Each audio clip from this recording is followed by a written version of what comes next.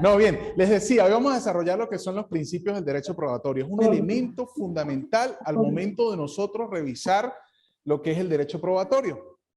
Si ustedes revisaron el video introductorio, se dan cuenta que el derecho probatorio es una rama del derecho o una especialidad del derecho que no está encajada en ninguna rama. Algunos autores dicen que es un derecho asexuado. ¿Por qué? Porque yo no puedo decir que el derecho probatorio pertenece al derecho civil, o pertenece al derecho penal, o pertenece al derecho administrativo. El derecho probatorio es una parte de los procesos de cada una de esas ramas del derecho. ¿Qué es este derecho probatorio? Es el arte de yo manejar las pruebas que voy a llevar al proceso. Ojo que no hablo de juicio, hablo de proceso. ¿Ok? Y cuando yo hablo de proceso civil, administrativo, penal, mercantil, cualquiera de las ramas que ustedes se imaginen en el derecho donde utilicemos pruebas. ¿Ok? Para eso hay que entender qué es una prueba. Y a grandes rasgos, pruebas no es otra cosa sino que los mecanismos, las herramientas que yo utilizo para fundamentar los motivos que yo llevo al proceso para ayudar al juez o para ayudar a la persona que va a tomar la decisión en la búsqueda de la verdad. Pero eso sería como que encajar mucho lo que es prueba. Para llegar a hablar de principios tenemos que tener claros que son fuentes. Ustedes en las diferentes materias escuchan fuentes del derecho público, fuentes del derecho administrativo. Fuente dentro de derecho no es otra cosa sino el lugar donde brota el derecho. El lugar donde yo voy a revisar qué es lo que me va a servir a mí como base para yo poder fundamentar ese derecho. Entonces ustedes revisarán que al momento de hablar de fuentes consiguen la Constitución Nacional, consiguen una serie de normas, luego consiguen los reglamentos y así sucesivamente en esa famosa pirámide de jerarquía de la norma. ¿Ok? Pero los principios van mucho más allá. Los principios no podemos decir que son fuente directa, pero los principios son la base estructural de cualquier rama del derecho. Podemos conseguir principios generales del derecho, que son los principios que están intrínsecos en la norma, que están intrínsecos en la Constitución, que no consiguen usted un artículo que diga principio de, ¿no? Pero de su lectura y de su análisis podemos conseguir el hecho de que se encuentran allí. Nosotros vamos a revisar hoy algunos de los principios relacionados directamente con la actividad probatoria. Y eso no quiere decir que existan principios que tengan relación con la actividad probatoria, pero que no son propios de esa actividad probatoria. Ahorita vamos a revisar los que más tienen vinculación y los que más se parecen al derecho probatorio. Por eso es que si ustedes han investigado o han revisado algo sobre los principios del derecho probatorio, se dan cuenta que algunos hablan de 5 principios, otros hablan de 7, otros hablan de 18, otros hablan de 32. Y les digo que hay hasta 142 principios enumerados por un autor. Y ustedes tienen el libro ahí disponible. Entonces, al hablar de principios, varía según el autor o según la doctrina que nosotros revisemos. ¿Qué es lo importante? Entender que hay algunos principios que son básicos, hay otros principios que son posteriores a esos esenciales y hay otros principios que lo que hacen es dar forma. ¿Por qué la importancia de nosotros revisar estos principios? Porque al ser los principios el fundamento, la base, al ser ese relleno del derecho, si se incumple con uno de esos principios, nosotros podemos ganar pretensiones, podemos ganar juicios, podemos conseguir que la balanza se incline hacia nuestro favor, podemos hacer ver que la persona que va a tomar la decisión, en este caso el juez, pues diga, sí tiene la razón, ¿sí? Entonces, esa es la importancia de la revisión de los principios. ¿Qué es lo bonito de los principios? Aparte de que en la asignatura ustedes tienen un próximo examen que es principios del derecho probatorio, en otro módulo van a tener que entender los principios para poder desarrollar un ensayo.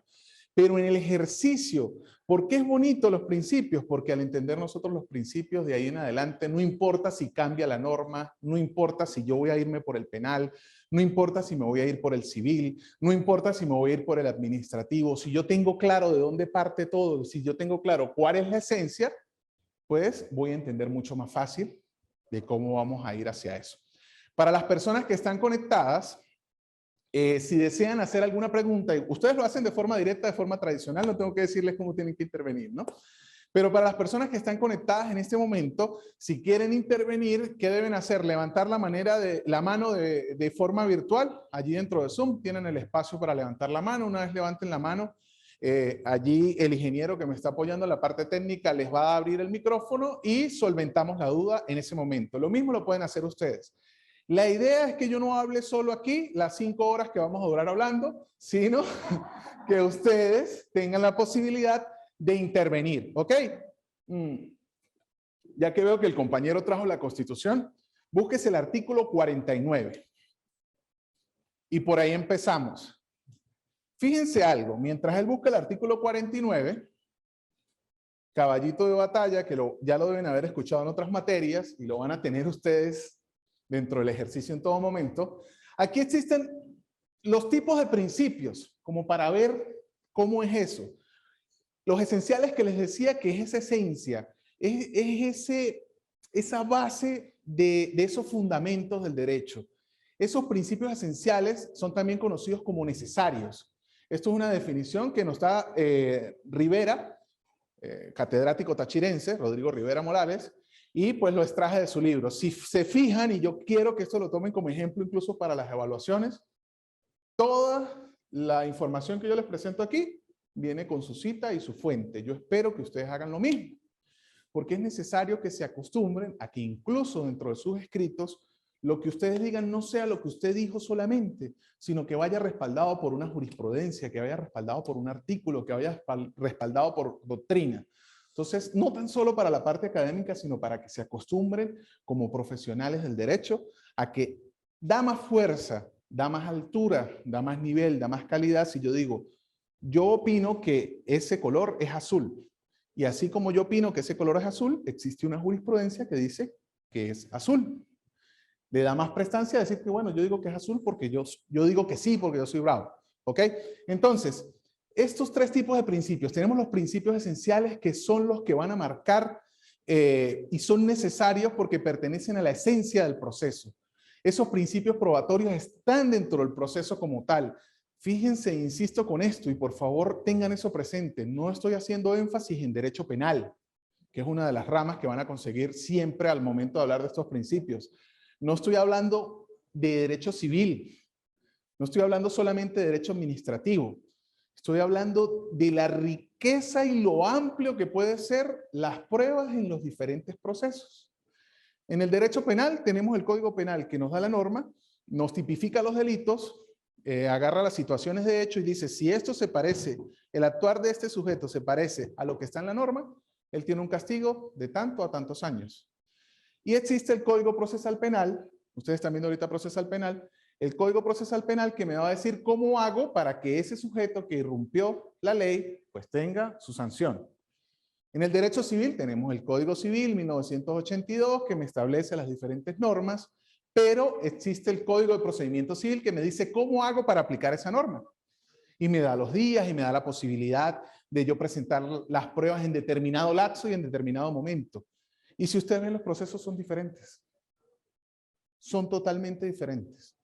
Empezando que por el proceso penal, pues tienen incluso 4 fases y la fase probatoria y la evacuación, por ejemplo, de las pruebas se hace en fase de juicio. Dentro del derecho civil es diferente porque no hay la oralidad, sino yo presento documentos. Pero si me voy al laboral es diferente. Al momento de yo presentar las pruebas, yo no espero que avance el proceso, sino yo debo presentarlas desde el mismo momento que arranca el proceso. Dentro del derecho administrativo yo debo esperar que se cumpla un principio que vamos a ver más adelante, que es el principio de la metamorfosis. Yo presento los elementos de convicción y después de que pasa un principio, que es el principio de contradicción, eso se transforma en prueba. Hasta ahí lo puedo llamar yo pruebas. De resto no se llama pruebas. Entonces esos son diferentes elementos. ¿Por qué es importante conocer los principios? Porque a pesar de que esos procedimientos sean distintos, los principios son los mismos. Los principios que son esenciales están presentes allí. Fíjense que tal vez suene repetitivo lo que les vengo diciendo, pero es importante que entendamos esa diferencia. Tenemos principios técnicos que son criterios que me dan información sobre la actividad procesal. Por ejemplo, en el derecho penal ustedes van a escuchar el principio de oralidad. ¿Sí? pero eso no lo van a tener en el civil. Entonces ese es un principio técnico y es muy específico que me va a hablar de un proceso determinado. ¿Ok? Y los de eficacia, que también son los que hablan de la celeridad procesal, de la economía procesal, y van a desarrollar esto. ¿Ya tiene el 49 ahí? Dele sin miedo.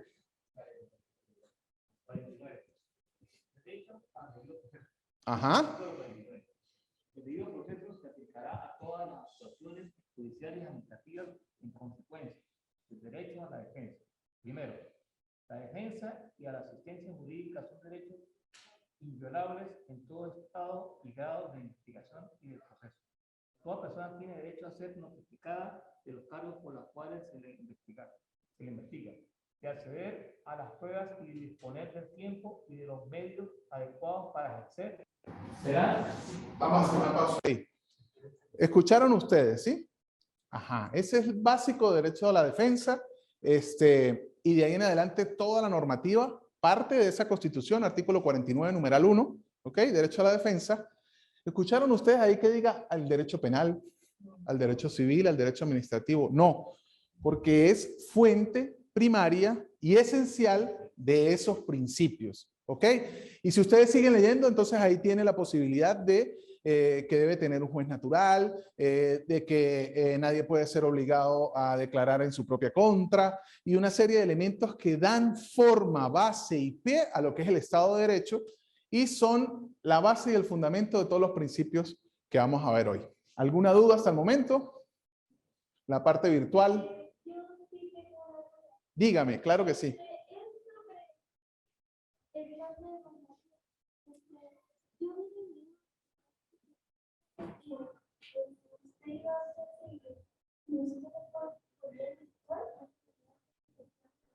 Ajá.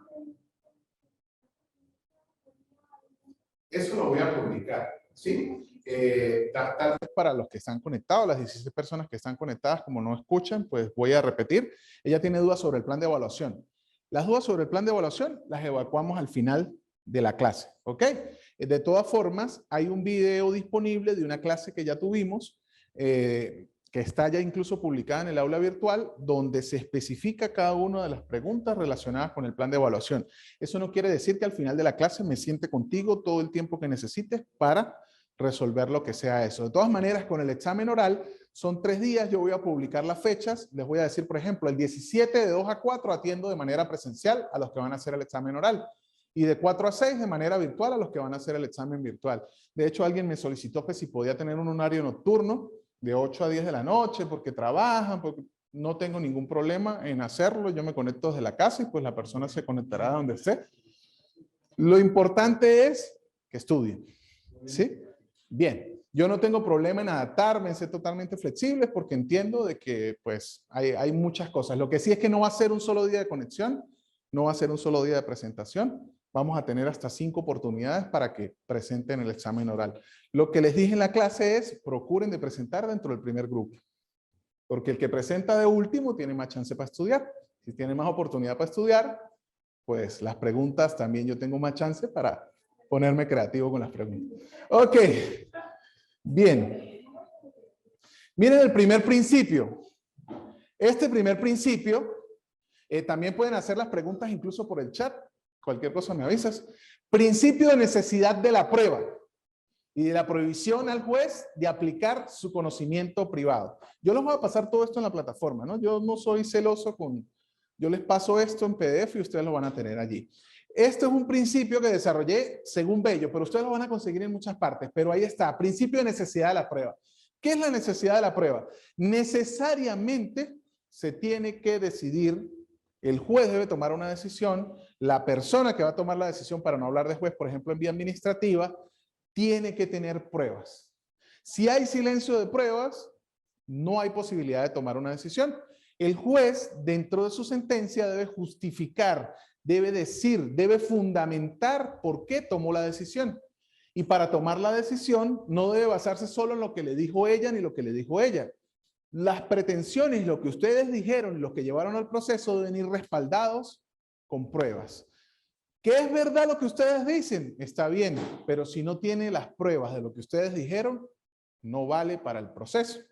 Esto es algo que cuando ustedes comiencen a revisar de derecho probatorio se van a dar cuenta que habla sobre la verdad. Yo me estoy yendo así como que por uno, pero para darle esas capsulitas. La verdad dentro del proceso o dentro del derecho tiene muchas vertientes.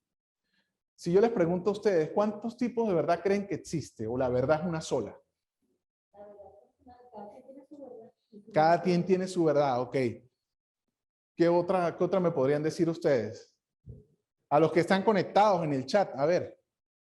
Eso sí, sin buscar en Google, porque Yo creo que dice una sola, la verdad es una sola. la verdad es una sola, es otra de las cosas. La verdad es la verdad, diría mi abuela, ¿no? ¿Qué es eso? Cada quien la interpreta a su manera. Yo creo que para demostrar la verdad, y obviamente se requieren pruebas, por ejemplo, en el caso de que alguien cometa un fraude a una empresa, se tiene que tener pruebas de que este fraude, de que se hizo esa. Se debe fundamentar. Van a como fundamentar. Bien, pero ella le está uniendo a la materia probatoria. Yo estoy hablando de verdad. Entonces ella me dice verdad hay muchas. Verdad hay una sola. La verdad es una sola. Ajá. Ábreme el chat ahí, porfa, Darwin. Hay dos. Ábrelo a ver si yo logro ver de aquí. Ah, perdón. Sí. Ajá. Lady nos dice que cada persona presenta su verdad. Rommel Garcés dice la verdad se asume según la percepción de cada uno, ¿ok? Perfecto, vean. Mire, cuando yo hablo de la verdad en derecho probatorio, yo siempre coloco esto.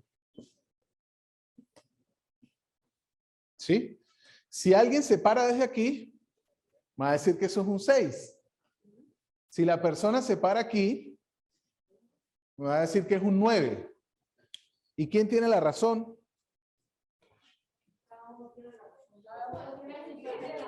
Vamos uno por uno. Acuérdense que para que lo escuchen los que están conectados, yo debo acercarme para que el micrófono. O sea, profe, usted lo ve así como números, pero nosotros podemos ver un círculo y otra cosa. Otra cosa, ¿ve? Ya salió una tercera situación.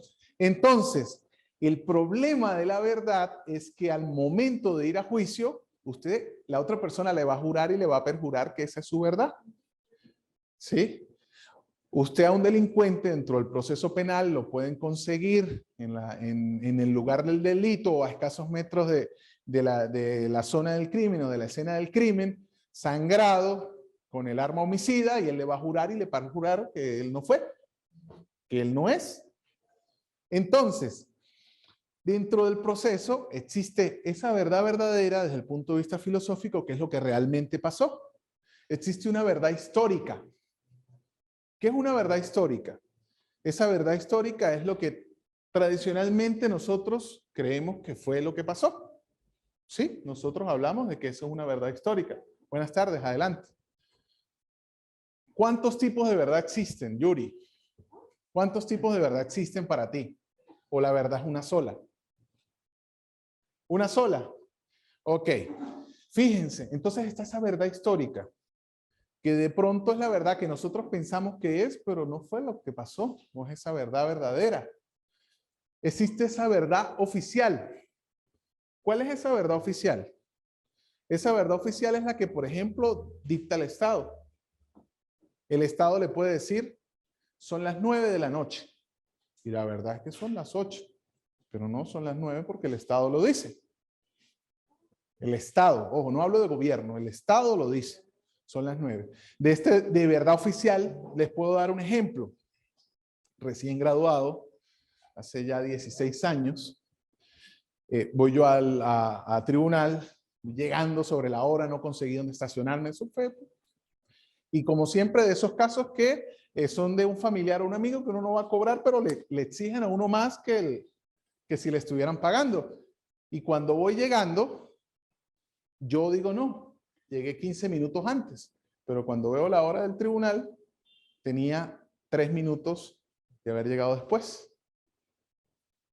En la hora que me daba el reloj, eran 15 minutos antes, pero la hora del tribunal tenía 3 minutos después. ¿Quién tenía la razón ahí? El tribunal, porque esa es la hora oficial y esa es la verdad oficial. Entonces, esa verdad oficial es la que está ahí a pesar de que no sea la que estaba. Y para no caer más en aspectos de la verdad desde el punto de vista filosófico, les hablo de la que quiero hablarles, que es la verdad procesal. ¿Y cuál es la verdad procesal? Lo que hablábamos del ejemplo de ustedes dos hace un rato.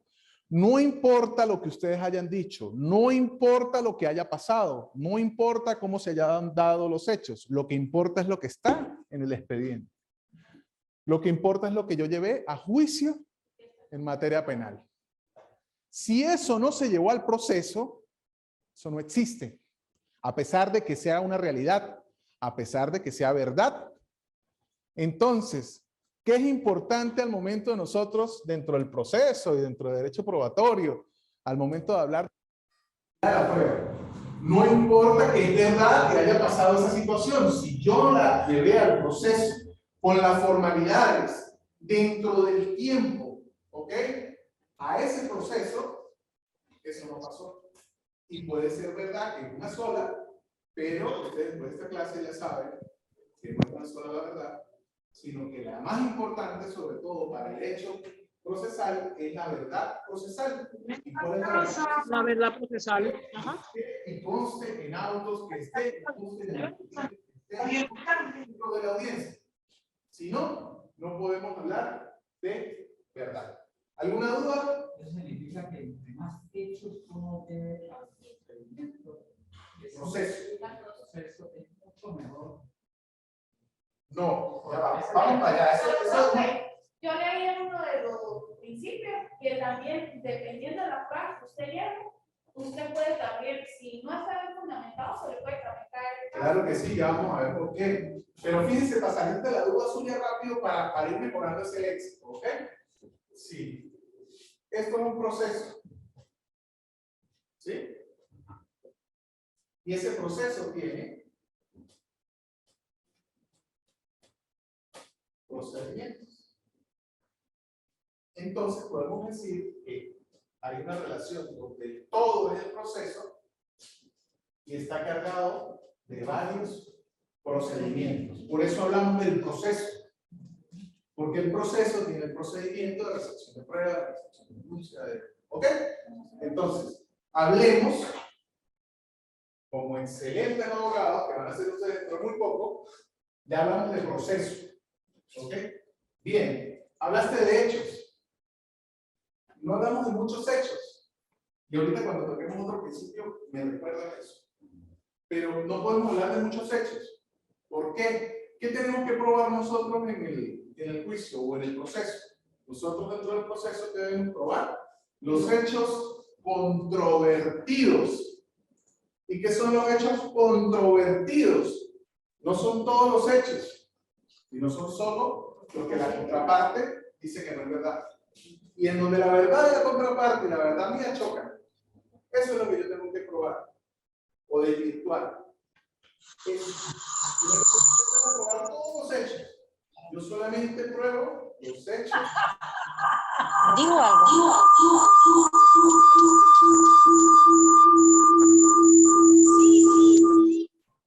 Sí. Sandra, te escuchamos todos. Buenas tardes.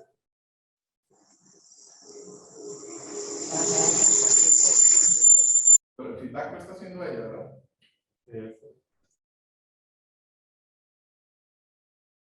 Micrófono y te escuchamos todos. Buenas tardes, adelante.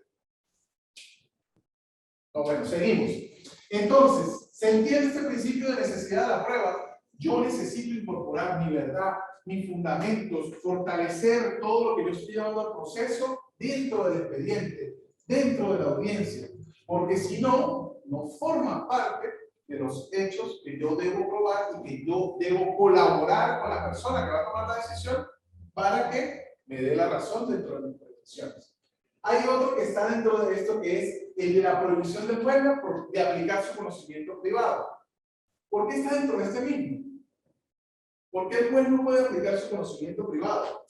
Porque él está preparado, ¿verdad? Tiene una educación, un estudio que lo ha formado para él engastrarse de su opinión personal y sujetarse a los hechos que le están presentando en este momento. Muy bien. Ese es otro principio, pero un principio general del derecho que se llama iura novit curia. El principio de iura novit curia es que el juez debe estar lo suficientemente preparado y se debe saber la norma. Yo no tengo que decirle, mire, el artículo 49 de la Constitución dice eso. No, el juez lo debe conocer. Pero este tiene otro enfoque y tiene relación con ese principio de la necesidad de la prueba. Por más de que el juez tenga información de esa verdad, de ese hecho que sucedió, si no está la... Él debe como fundamentar.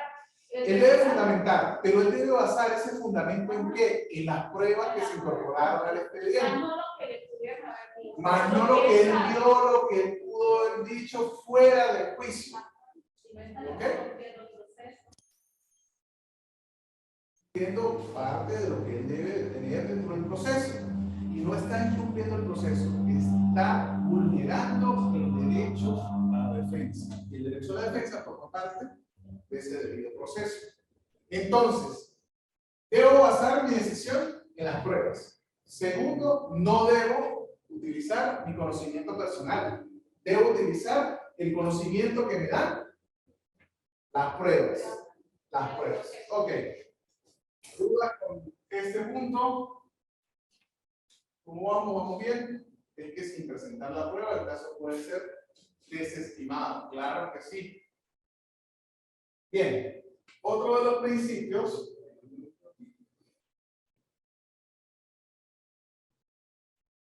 bien. Principio de unidad de la prueba. Sencillo. Dentro de ese principio se busca que la prueba sea analizada, estudiada, valorada de forma unitaria, de forma integral. No es que yo voy a llevar la prueba al proceso y le voy a decir, señor juez, mire, así como hacen algunas damas, mire, míreme de aquí para arriba porque de aquí para abajo no me ha arreglado los pies. No podemos hacer eso dentro del proceso.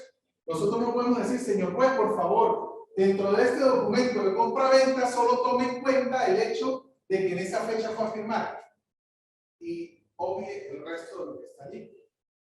No, la prueba tiene que ser valorada de manera integral, fíjense.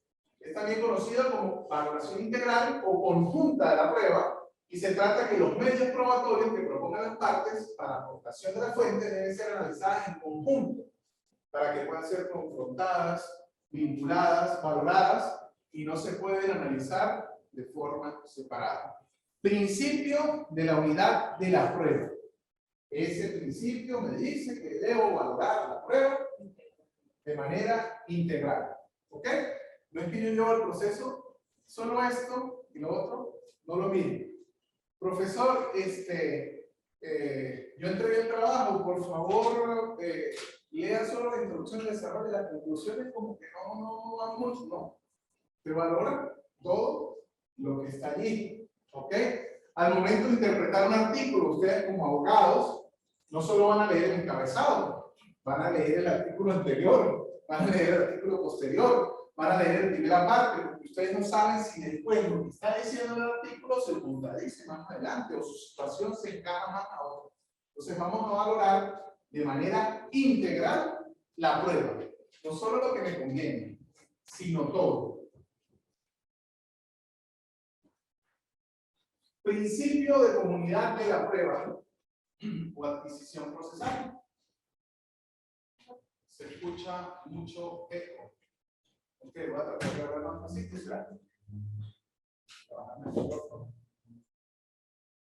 Comunidad o de adquisición procesal de la prueba. Vamos a ver aquí qué escribieron. Está sencilla, se escucha. Perdimos el audio, no se escucha. Ok. Ya, gracias, listo, Derek, gracias. Bueno, seguimos. Entonces, el principio de comunidad o adquisición de la prueba. ¿Qué es este principio? Este principio me desarrolla básicamente que todas las pruebas que yo llevo al proceso no tan solo me sirven a mí, sino le sirven a la contraparte. Porque ya no son mías, son del proceso en sí. No son del juez, no son de la contraparte, no son solo para mí, no son solo en lo que me beneficia, sino todas las pruebas que yo llevo ya son comunes para el proceso. Si este principio no aplicara, imagínense, yo llevo para un proceso un documento y la contraparte lleva el mismo documento al proceso, no tendría sentido. Entonces, este principio es básicamente eso. Todo lo que aporte yo como parte dentro de ese proceso va a ser común para todas las partes. Si otra de las partes trae una prueba Vamos a hablar de un juicio penal. Llevan un testigo. Y el testigo yo lo llevo para que respalde mis pretensiones. Pero en la mitad de la evacuación de ese testigo y por la habilidad de la contraparte, pues comienza a hacerle preguntas que más bien empiezan a echarme tierra a mis pretensiones y a favorecer a la contraparte. Ahí no es de que no, como es mi testigo, solamente es para mí. ¿A usted no le sirve? No. Una vez que yo llevé esa prueba, la prueba no es mía.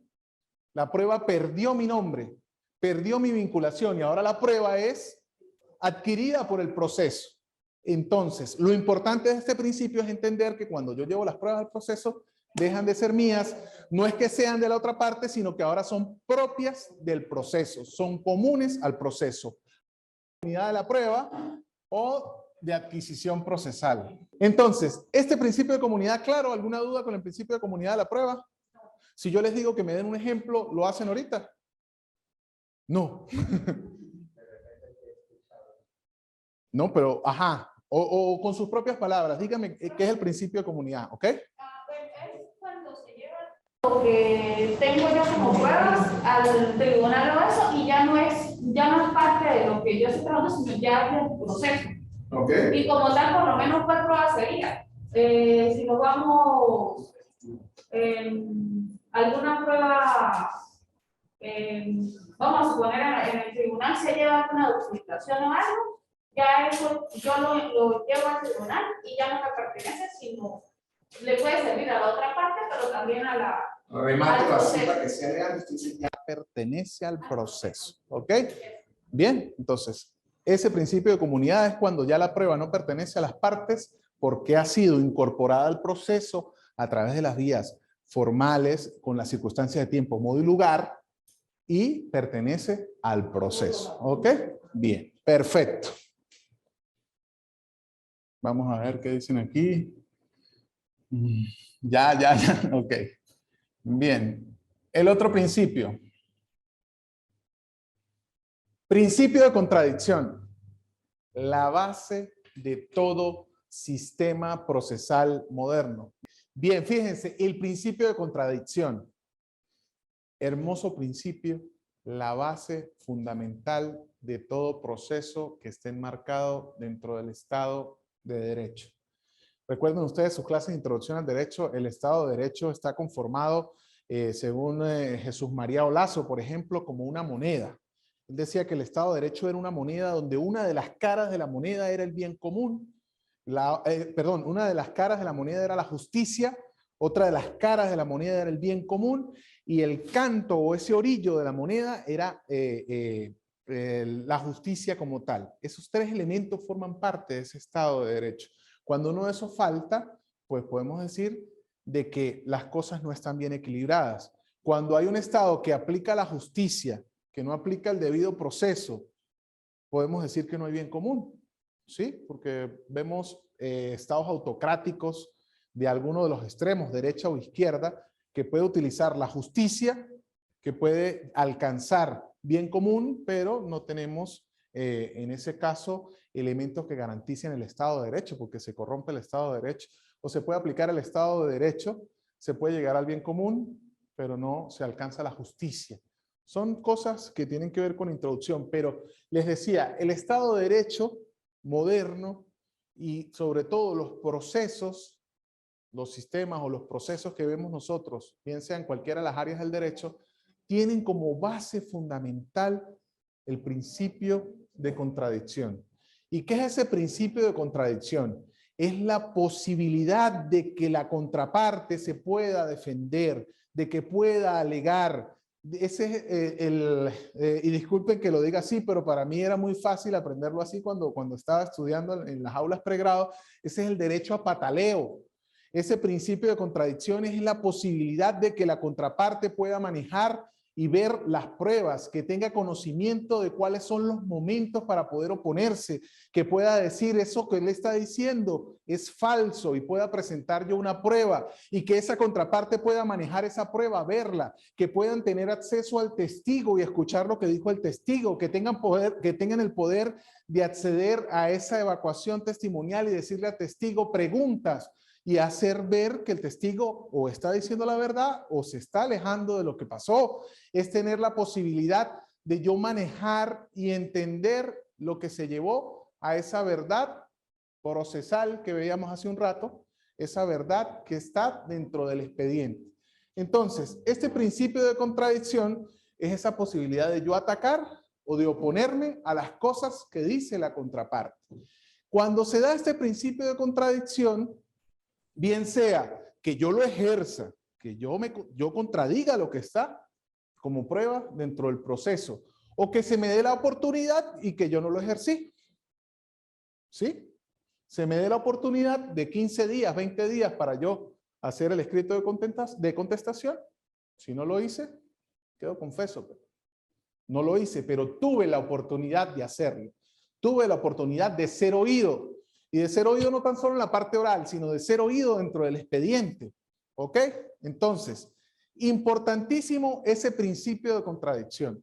Si se viola ese principio de contradicción, la sentencia y las decisiones son anulables. Se puede, dígame. Sí, claro, usted es una mujer adulta. No, bueno, eso queda grabado. Por eso le digo, usted es una mujer adulta. Artículo 18 del Código Civil. ¿Cuándo se considera usted ciudadano en Venezuela, responsable y mayor de edad? En otros países es los 21 años, ¿no? En Venezuela son 18. Bueno, de ahí en adelante cada quien asume sus responsabilidades.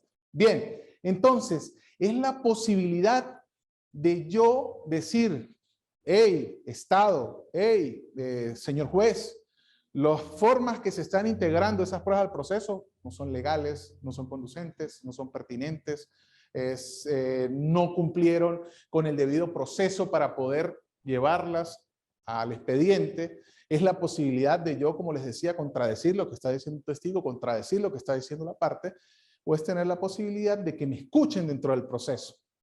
¿Ok? ¿Alguna duda con ese principio? Principio de contradicción, dígame. Dicen que este principio es muy importante, ¿no? Lo que usted dice, porque si no se cumple, se puede llegar a la nulidad. Exacto. También a lo que es el artículo 49 de la Constitución, Lo que hablamos en dentro de la defensa. Ajá, ok. Entonces, fíjense, la importancia de este principio es que si ese principio no se cumple, por ejemplo, dentro del derecho procesal penal, ustedes van a conseguir un elemento que se llama la prueba anticipada. Para no irme muy al fondo, porque eso lo van a ver ustedes en otra materia, pero es la posibilidad, porque en el derecho penal yo recaudo toda la información, voy a una primera fase del proceso, que es una fase preparatoria, y después voy a una fase de control, y después una fase de juicio. En la fase de juicio es donde yo evacúo, donde yo llevo todas las pruebas.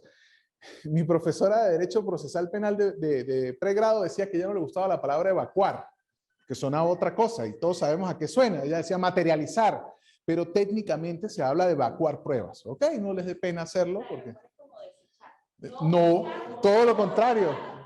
Evacuar pruebas es presentarla, por eso el sinónimo materializar, que es llevarlas. Entonces, dentro del proceso, no, pero está bien que lo haga, porque fíjese, si no se va con la duda. Exacto. Entonces, fíjense, en el derecho penal, en el derecho procesal penal, al momento de la fase de juicio es donde yo evacúo, donde yo materializo las pruebas. ¿Qué es eso? Si yo tengo un testigo, yo lo voy a presentar, es dentro de esa fase. ¿Ok? Yo lo presento.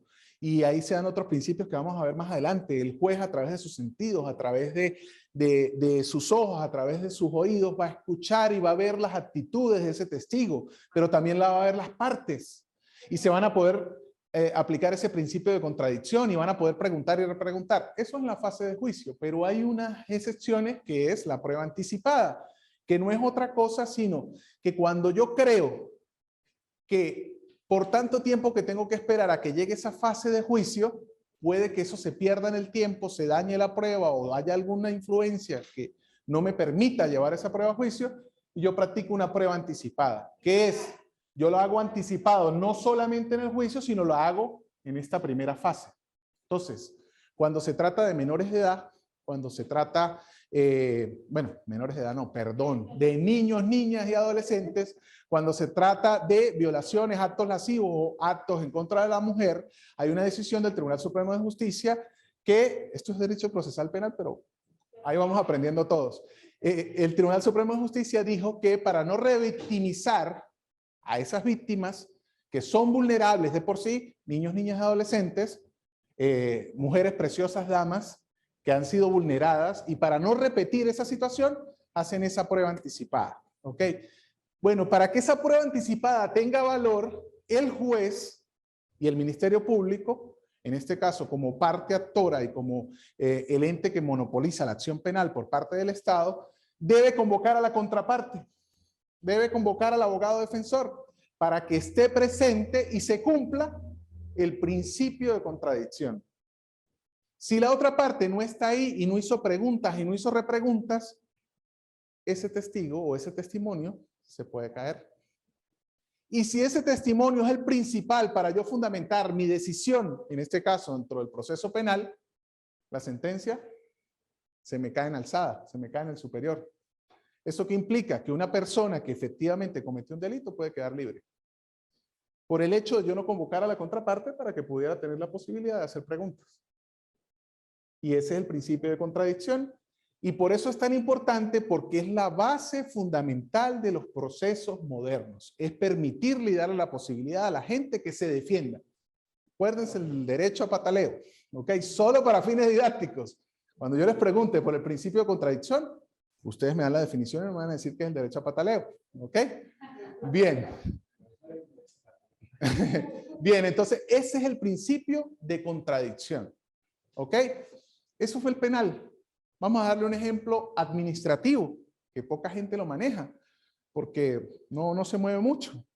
A todos, incluso cuando estudiamos en pregrado, nos gusta el penal. Eso es lo que a mí me gusta. ¿Sí? Pero derecho administrativo, que forma parte de nuestra norma, que forma parte del derecho. Nosotros recabamos evidencias. Y allí hay unos ciudadanos que se llaman interesados legítimos. No son culpables, no son parte, no son más nada, sino son interesados legítimos. Tienen interés en lo que está allí. Y se va dando una fase del proceso. Y cuando yo le permito la contradicción, que es la contradicción, los notifico y les digo, vengan y revisen el expediente. Y me hacen un escrito de contestación a lo que yo estoy preguntando. Cuando yo los llevo a ese proceso y le doy la posibilidad de que ellos contesten y se defiendan, y no me refutaron ni me tumbaron los elementos probatorios que yo tenía ahí, en ese caso evidencias, ¿sí? En ese caso indicios, se transforman y pasan a ser pruebas. Bien sea que los hayan hecho su contradicción y su oposición completa, o lo hayan dejado pasar. Ahí opera ese principio de contradicción. No podemos hablar de pruebas en el derecho administrativo hasta que yo no le di la posibilidad a las personas de defenderse y de contradecir lo que está diciendo la autoridad administrativa. Esto es ley orgánica de la Contraloría General de la República, el Sistema Nacional de Control Fiscal, y el procedimiento está dentro del reglamento de la Ley Orgánica de la Contraloría General de la República, el Sistema Nacional de Control Fiscal. Entonces, no pasan a hacer pruebas y no puedo acusarlo, ¿ok? Y ya no es un imputado y no va a formar parte de esa responsabilidad administrativa hasta que yo no le di la posibilidad de contradecir. Entonces, ese es el principio de contradicción. Vamos a ver qué me dicen aquí. No se escucha bien. Bueno, gracias, doctor, por todos los apoyos virtuales y presenciales. Bueno, más adelante hablamos de esto. Bien, ¿alguna duda con eso? ¿No? Bien. Principio de control de la prueba. Ese principio de control de la prueba es consecuencia de ese principio de contradicción. El principio de contradicción es la posibilidad de que la persona se defienda, la persona se oponga. Este principio de control de la prueba es la posibilidad de yo ejercer mi principio de contradicción. Es la posibilidad de materializar ese principio. ¿Qué es el control de la prueba? Yo tener acceso a la prueba. Es yo poder ver esa prueba. es poder oponerme y contradecirme a esa prueba. Entonces forma parte de ese principio de contradicción. Pero ese control es tan importante como la contradicción. Porque si una de las partes no tuvo la posibilidad de controlar la prueba, ¿qué es controlar la prueba? Ir a interrogar al testigo. Ajá, a mí me notificaron para que fuera a contradecir esa evacuación testimonial, pero no me dejaron hacer preguntas. Yo no controlé esa prueba. Se rompió este principio de control de la prueba y por lo tanto también se puede caer esa decisión. Entonces, importante este principio de control de la prueba, conforme al principio de la comunidad de la prueba. Ah, no, mira, aquí dejé la información de la comunidad de la prueba. No importa, tienen que buscarla igual. Pero ese principio de control de la prueba es esa, tener la posibilidad de yo tener el acceso al expediente, de tener el acceso a esa prueba. Y ese tiene relación y tiene un vínculo directo con el principio de publicidad de la prueba. ¿Cómo lo controlo yo? ¿Cómo puedo decir y cómo puedo hacer un escrito para responder a la parte o para responderle a la administración?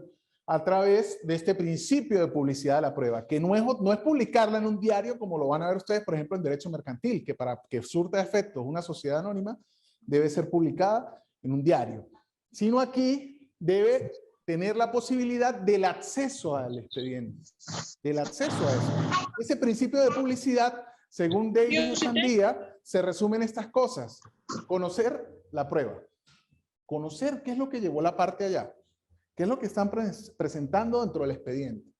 Conocer la oportunidad en que va a ser materializada o que va a ser evacuada. Que nada tiene que ver con desechar, sino todo lo contrario. Llevarla al proceso. ¿Sí? Como un mago, cuando la tiene allí, que no lo tiene escondido, porque nosotros conocemos, ya la controlamos, pero sacarla. ¿Ok? Mostrarla. Derecho a acceder a los lugares donde se realiza la prueba. Ajá, mire, nosotros vamos a evacuar el testigo en la residencia del niño. Usted espere afuera. ¿Cómo que espere afuera? Pues eso es lo mismo que no tenga la posibilidad yo. Debo tener la posibilidad de acceder a eso. Derecho a conocer los datos necesarios para controlar la prueba. Principio de control. Datos necesarios para controlar es cuándo, cómo, qué formalidad, dónde lo voy a hacer, ante qué autoridad. Debo conocerlo. Por eso es que ustedes van a ver en algunas decisiones de tipo administrativo, cuando estén ejerciendo, que dice, y usted tendrá la posibilidad de ante este recurso ejercer el recurso de reconsideración dentro de los primeros 15 días, según el artículo de la LOP. Y una vez vencido este lapso de 15 días, usted cuenta con un lapso de 90 días para ejercer el recurso jerárquico ante la autoridad superior del ente que emanó la decisión. Vencido este lapso, usted cuenta con 6 meses para ejercer el recurso de nulidad ante el Tribunal Supremo de Justicia en su sala constitucional. Y todo eso usted lo debe colocar. Y si usted no lo coloca, se cae el proceso. ¿Y eso viene de qué? De ese principio de la publicidad, que es el derecho a conocer los datos necesarios para yo controlar esa prueba, para controlar esa decisión. Derecho a conocer el resultado arrojado por la prueba, ¿sí? Derecho a conocer el valor de la prueba y derecho a ser notificado o citado cuando se trate de anticipación de medios probatorios, que ya hablamos de la prueba anticipada. ¿Recuerdan? De que la saco de este lado y la hago antes. Bien. Principio de formalidad. Qué bello este principio dentro del proceso y que a mí me gusta tanto aplicarlo dentro de la universidad y dentro de la academia. Y es que todo tiene su forma, su tiempo, su modo y su lugar. No es lo mismo usted presentar un ensayo dentro de la fecha que la solicita el profesor a presentarlo 3 días antes de que cierre la materia. No es lo mismo. Profesor, yo me esforcé. Sí, pero ahí no estamos valorando su esfuerzo. Aquí estamos valorando responsabilidad, pertinencia y que lo entreguen dentro de la fecha. ¿Por qué? Porque cuando usted se enfrente al proceso, dentro del proceso usted no puede decir, ay, mire, se me fue la luz, señor juez. Y de verdad, mire. Se me había pasado traerle este testigo y se lo traigo 15 días después porque hasta ahorita es que puede echar gasolina. Está bien, de pronto, dentro de la academia se puede ser flexible en ese sentido, pero usted está alimentando una conducta que durante el ejercicio no va a poder, no se va a poder realizar, porque se deben cumplir con los lapsos de tiempo, modo y lugar. Pero es que la Constitución dice, no sé dónde, pero dice que no se puede negar la justicia por formalidades no esenciales. Sí, pero es esencial para garantizar el proceso y para garantizar el principio de igualdad que usted me presente las pruebas dentro del lapso que es, que usted me presente las pruebas dentro de las fechas que es, que se lleve a cabo, por lo menos en el papel, todo el procedimiento y cada uno de los procedimientos para que ese proceso sea justo, legal, apegado a derecho y se consiga la verdad. Entonces, este principio de formalidad, fíjese, un proceso sin formalidades no puede denominarse proceso. ¿Hay alguna? Un proceso sin formalidades no puede denominarse proceso. ¿Por qué no se puede denominar proceso? Porque yo tengo que tener formalidades. Esas formalidades, esas reglas claras, me dan la posibilidad de yo poder defenderme. Porque si dejamos todo a decisión del juez o a decisión de una persona o de cómo vaya viniendo, vamos viendo, pues no vamos a tener justicia. No se va a tener un proceso. Entonces es muy importante tomar en cuenta ese principio de la formalidad. ¿Y por qué es importante dentro del derecho probatorio? Porque yo no puedo presentar un testigo sin tener el cumplimiento de las formalidades que, por ejemplo, me dice el CPC, el Código de Procedimiento Civil, como tomarle juramento y una serie de cosas. Yo no puedo presentar, se me fue, principio de formalidad. Yo no puedo llevar al proceso situaciones que yo vaya a presentar sin la formalidad para poderlo hacer. Yo no puedo decir, es que me tienen que permitir entregar este escrito a las 3 de la mañana pegando gritos allá en la sala. No, hay una formalidad y la formalidad me dice que cuando el día es de despacho, tiene despacho de determinada hora a determinada hora. ¿Ok? Bien. Principio de preclusión de la prueba. A ver, lea usted ahí para que no hable yo toda la tarde. Los actos de prueba, proposición o promoción, contradicción, evacuación o materialización y valoración deben realizarse en las oportunidades señaladas en la ley. Decretan la inadmisibilidad o eventualmente improcedencia de las pruebas por extemporáneas, generándose un germen que impide que puedan ser detenidas como válidas y capaces para formar la convicción o certeza judicial. Bien, no tiene 20, ¿no? No voy a decir cuánto. No. Fíjense, los lentes, sí, bueno, está bien. Ese principio de preclusión. Cuando usted dejó pasar el lapso, le precluyó, perdió, para hablarlo así. Cuando usted dejó pasar el lapso, por más de que usted tenga la verdad verdadera de lo que hablábamos hace un rato, si usted dejó pasar el lapso para llevar el escrito, vaya, dígale eso al cliente. No, entonces dicen, no, es que ese tribunal, esos están vendidos. Ese juez, eso no sirve para nada. Esos son todos graduados de la universidad. Sí, pero no son capaces de reconocer que dejaron precluir el lapso. ¿Sí? Que no llevaron y no realizaron las actuaciones dentro de los lapsos establecidos. ¿Por qué? Porque ahí vuelvo al ejemplo. No vale de que no tenía luz, no vale de que no tenía internet, no vale de que no pude llegar. ¿Ok? Exacto. Incluso no tan solo para promover las pruebas o para evacuarlas o materializarlas, sino para el resto de elementos que están dentro del proceso. Usted tiene un tiempo, depende, eso lo vimos al principio, depende de la rama por donde nos vayamos. Si vamos a hablar del derecho civil, pues hay que revisar cuántos son los lapsos que me da el CPC, el Código de Procedimiento Civil. Si vamos a ir al Código Penal, pues al proceso penal, vamos a revisar cuánto es el lapso que me da el Código Orgánico de Procedimiento Penal de este año. Sí, esa es la ley adjetiva. Ustedes cuando escuchen ley penal adjetiva, Código de Procedimientos. ¿Ok? Entonces, ahí vemos cuánto es eso. Para poder ver desde el punto de vista administrativo, entonces yo voy a revisar el reglamento de la Ley Orgánica de la Contraloría General de la República del Sistema Nacional de Control Fiscal. Esto tiene más nombre que de artículos, pero así se llama. Sí, y ese es otro consejo que les doy. Apréndanse los nombres de las normas. Tal vez no el artículo, pero bueno, yo no me sé los artículos muy puntuales. Por ejemplo, 49 es fijo porque uno lo ha visto tanto que vaya. Pero las normas, imagínense que yo le diga la ley de la Contraloría, la ley de los niños. ¿sí? Y puede que incluso usted tenga más conocimiento y más experiencia que la otra persona, pero eso le resta altura. Y una cosa que tenemos que resaltar nosotros como abogados, los que me tienen agregados en el Estado dirán, bueno, esto es un loco. Sí, pues yo publico puros memes y cuanta cosa fea y graciosa se me pasa, lo publico por ahí.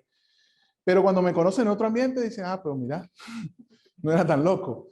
Porque usted puede ser lo que sea, pero cuando usted esté ejerciendo su rol de abogado, usted tiene que hacerlo con altura, con prestancia, con calidad. Por eso dentro del plan de evaluación yo les digo, no basta con ser la mujer del César, sino parecer la mujer del César.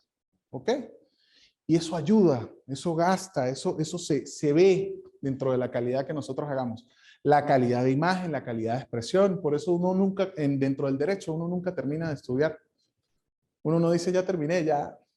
Si usted lo que quiere es guindar el título en la pared, yo bromeaba con mis amigos hace poco, yo le decía, pero es que ya ni para guindarlos en la pared, porque ya enmarcarlos sale muy caro, entonces ya ni me toca enrollarlos y tenerlos allá, pero es el conocimiento que yo adquirí ahí. ¿Sí? Y no tan solo de las normas, sino de todo lo que engloba el proceso como tal. Entonces, esta preclusión es presentar dentro de lo que va. ¿Por qué es bueno este principio? Porque yo puedo ganar las pretensiones dentro de un proceso, yo puedo ganar un juicio porque la otra parte se quedó dormida. ¿Sí? Porque la otra parte no accionó. Porque la otra parte no impulsó el proceso. Porque la carga procesal estaba de la otra parte y no la llevó a cabo. ¿Ok? Principio de libertad probatoria. Venezuela. Desde hace algunos años tenemos libertad probatoria dentro del país. ¿Qué quiere decir este principio de libertad probatoria? Que nosotros podemos utilizar como prueba todo aquello que no esté prohibido por la norma. Que sea lícito. ¿Y cuándo es lícito? Cuando está dentro de la norma y no está prohibido por ella. Entonces, hay libertad probatoria. No importa el medio probatorio que yo utilice. No importa el camión, el transporte donde yo lleve esas pruebas al proceso, donde yo lleve esos hechos al proceso, siempre y cuando sean lícitos. A través de este principio se nos da la posibilidad de que a través de medios virtuales nosotros podemos obtener pruebas y llevarlas al proceso. ¿Sí? Esto es una evolución a ese sistema o a ese proceso donde las pruebas estaban tasadas, que lo van a escuchar y lo van a leer. Ese sistema de valoración de la tasa de la prueba es, por ejemplo, antes en Venezuela, 2 testigos equivalían a un resultado. Si yo llevaba 2 testigos, yo ya tenía una plena prueba. No tenía necesidad de llevar más nada. Aquí no, yo puedo llevar 20 testigos, desfilarlos uno detrás de otro con este principio de libertad probatoria. Y no, claro. No, es que en el otro no era un límite. En el otro era de, si yo llevaba 2 testigos, era plena prueba y ya, con eso podía acusar. ¿Sí? Yo tenía un ranking de pruebas. 2 testigos valen tanto, un documento vale tanto, y con eso yo acumulaba y llevaba. ¿Sí? Porque no era un sistema acusatorio. Ahora tenemos un sistema acusatorio y hay libertad probatoria y yo puedo llevar las pruebas que sean siempre y cuando no sean ilegales y no hayan sido obtenidas de esta forma. Ah, no, eso lo vemos más adelante. Principio de inmediación, concentración y de la dirección del juez en la práctica de la prueba. Este es un principio que básicamente tiene relación directa o se palpa muchísimo mejor con el proceso penal. ¿Qué es esto? Este principio de inmediación, que aunque suene inmediación, uno pensaría que es a través de otro, que es a través de un tercero, a través de alguien. No, es todo lo contrario. Ese principio de inmediación me dice que el juez, para tomar su decisión, debe estar presente en la evacuación o materialización de esas pruebas. Debe estar ahí, percibirlo, verlo. Por eso es que un juez dentro del proceso penal, por eso es que un juez dentro del proceso penal no puede decirle a un secretario, vaya usted y escucha al testigo y después me dice qué fue lo que dijo. No, porque el que va a tomar la decisión es el juez y la toma basados en ese principio de inmediación que es que él a través de sus sentidos, sus ojos, sus oídos, su percepción, su experiencia y todo lo que decía la compañera, todo ese bagaje de estudio, él va a determinar y va a ver las actitudes, las palabras y lo que está diciendo el testigo para él poder tomar la decisión, formarse un carácter, formarse una forma de llegar a esa decisión. ¿Ok? Entonces, debe estar presente dentro de la materialización, dentro de la evacuación, de las pruebas, dentro de todo el proceso. Por eso es que ustedes van a ver dentro del ejercicio, el juez no vino, no hay audiencia. No hay audiencia, no se presentó. Y no, pero es que me lo van a volver a llevar otra vez y lo van a volver a meter. Pues sí, porque es que tiene que estar el juez presente. ¿Ok? Concentración y dirección del juez en la práctica de la prueba. Bueno, el juez es el que debe controlar esa. Dígame. He oído, como la televisión cuando dicen, llevan a tal preso a la audiencia, pero el juez no se presentó. Si el juez sabe que hay una audiencia, una hora, un día ocupado, ¿por qué no se presenta? Yo no voy a dar el número de varios jueces, usted lo llama y me pregunta. Pues no me voy a meter para lo hondo. No, pero le digo, puede pasar en cantidad de cosas. Acuérdense que tenemos que hablar del principio de buena fe y podemos decir, bueno, él tampoco echó gasolina y tampoco se pudo presentar. Okay. Entonces, aunque usted y yo sabemos la respuesta de por qué ese juez no se presentó, lo importante ahorita es hablar del principio de inmediación, ¿ok? Y que tiene que obligatoriamente estar presente. Pero de ahí en adelante es una decisión personal de por qué no se presentó en ese momento, ¿ok? Por eso es que también ustedes van a ver que hay tribunales donde hay despacho seguido y hay otros donde no hay despacho, no hay despacho, no hay despacho, no hay despacho, no hay despacho. Bien, pero por allí lo dijeron y es muy bien, también son seres humanos, ¿sí? Y pues puede presentarse cualquier cantidad de cosas, bien sea basadas en la verdad verdadera o en la verdad oficial. No, usted dice la mentira porque no escuchó el principio de la clase. Basadas en la verdad verdadera de por qué fue que faltó o basados en la verdad oficial. ¿Y cuál es la verdad oficial? Que no vino. Y ahí está, no vino. ¿Ok? Bien. Yo quiero, y aprovechando eso, en clases y en el aula y sobre todo conmigo vamos a revisar siempre el deber ser. El deber ser. Ah, pero ese está loco. Eso no aplica. Eso no es chiste. Eso no se da. Ese es el ser, eso es otra cosa. Pero nosotros como ciudadanos, como abogados, debemos formarnos en el deber ser, en lo que tiene que ser, en el deber ser. Porque si no, seríamos unos simples gestores. ¿Sí? Y sin faltarle respeto a los gestores. Pero seríamos unos simples gestores.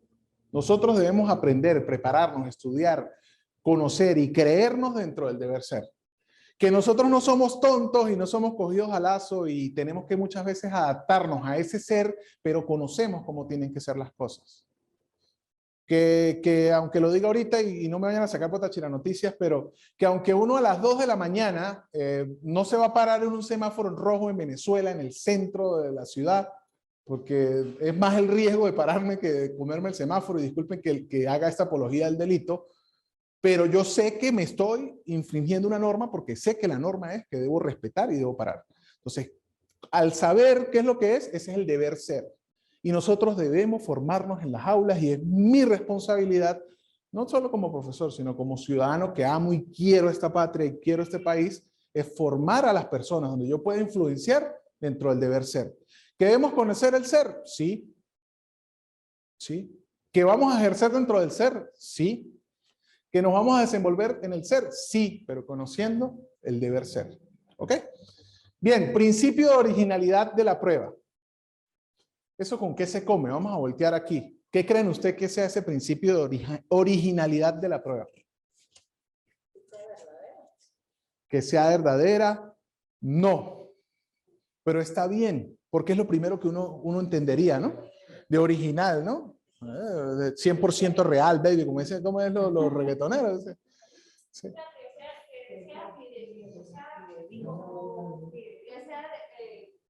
Fidelidad en cuanto a lo que se lleva, a la esencia o lo que se requiere. No, eso es lo mismo que digo yo. Para aplicar lo objetivo al principio, el principio de contradicción. Que la contraparte. ¿Sí? Me está llevando con unas aguas.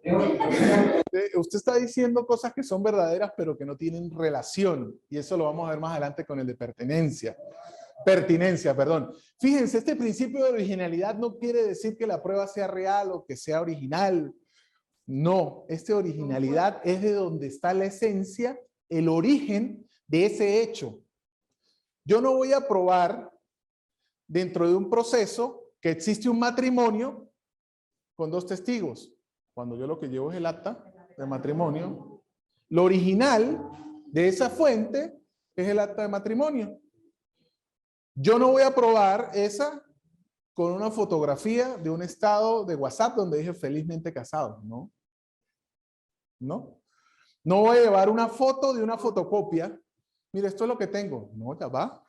Vaya usted al registro y busque la prueba original, la originalidad, donde está la esencia. Yo no voy a llevar a juicio, aunque se puede, pero ese es un testigo de oídas, pero eso es otra cosa. Alguien que escuchó, que le comentaron, que dijeron, que sabe, que él dijo, y ese es mi testigo. No, yo debo ir al que presenció la situación directamente. ¿Ok? Aunque hago el paréntesis, existe un testigo de oídas, que ese testigo de oídas. Yo escuché que él dijo que el día de hoy le iba a propinar 3 disparos. Eso es otra cosa. Ahí sí hay originalidad, porque él escuchó que él dijo, escuchó que él dijo, no él vio y lo escuchó, sino escuchó que otro dijo que había dicho. Eso es un testigo de oídas, eso tiene otro tratamiento en el derecho penal, pero para que no digan, ay, me dijo mentira. Ok, entonces ese principio de originalidad es ir a la esencia del hecho, y esa esencia del hecho es lo que yo voy a llevar al proceso. ¿Ok? ¿Claros? Principio de pertinencia de la prueba. Ojo, yo no voy a hablar de los 100 y pico de principios. No, hoy vamos a revisar nada más 73. ¿Cuántos llevamos? No, ya vamos a terminar. ¿Ok? Yo no sé si terminamos primero o primero trae café, Luz. Yo no agarro la seña por ningún lado. Bien, ya. ¿Ok? Pertinencia de la prueba.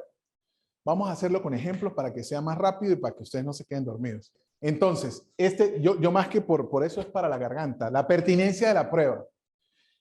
Aquí es importante el término pertinencia. Ojo, no es pertenencia. No es pertenencia, no es que me pertenece. Es pertinencia.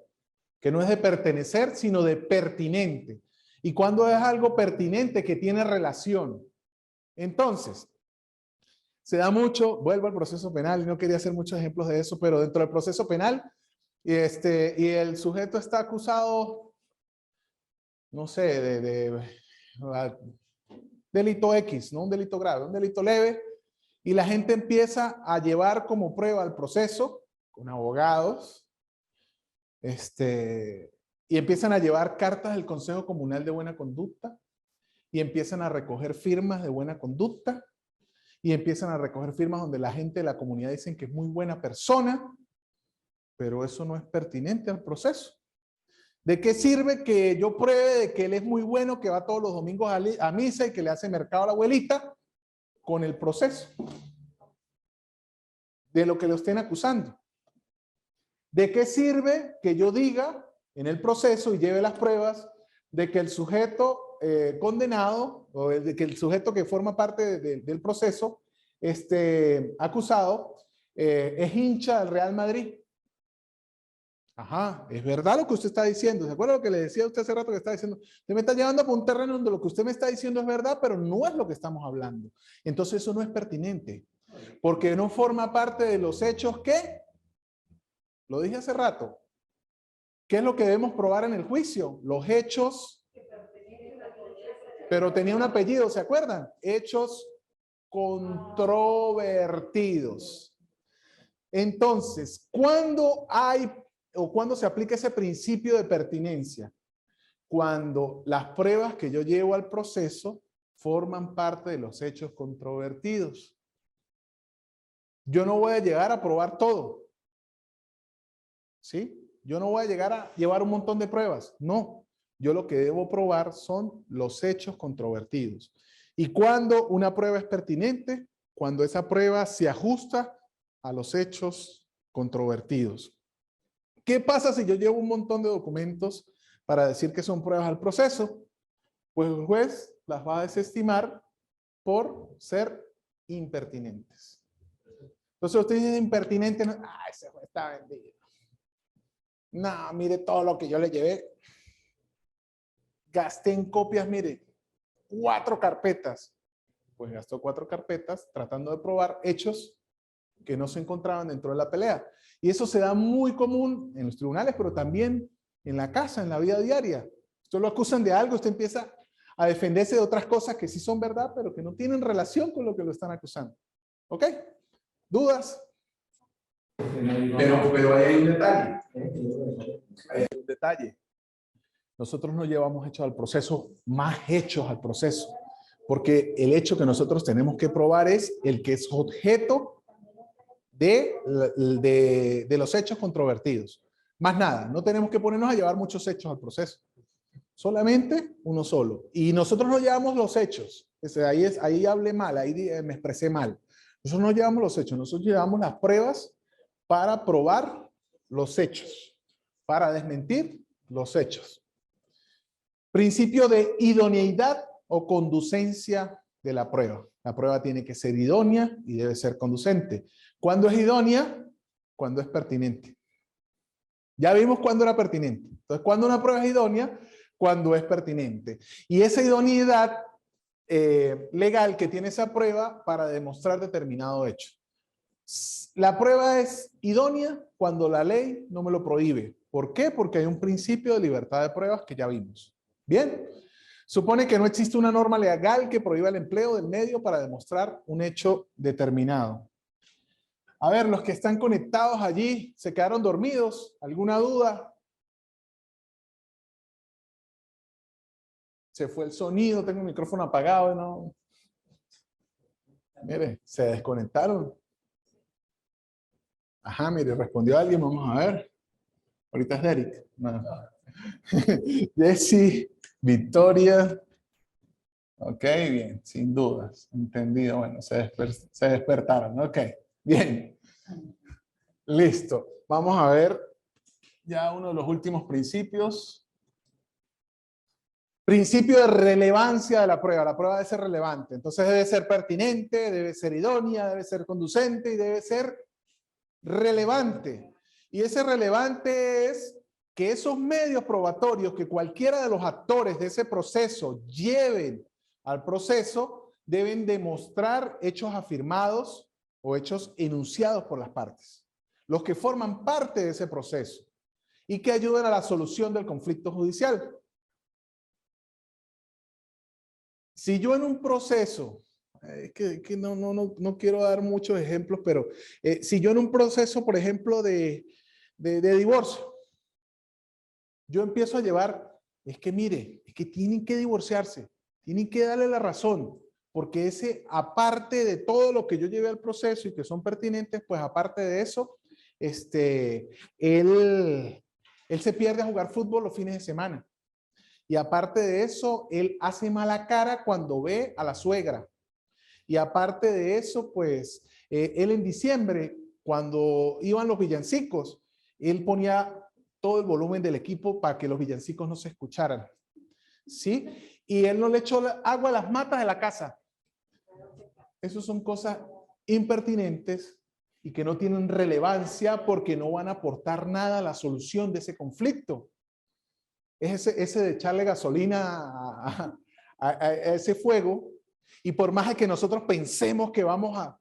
No, eso no interesa al proceso, no es relevante. Y como no es relevante de relación, como no tiene esa relación con los hechos controvertidos, van a desechar eso dentro de la prueba. Eso en doctrina se conoce como hechos basura. Se llaman así, hechos basura.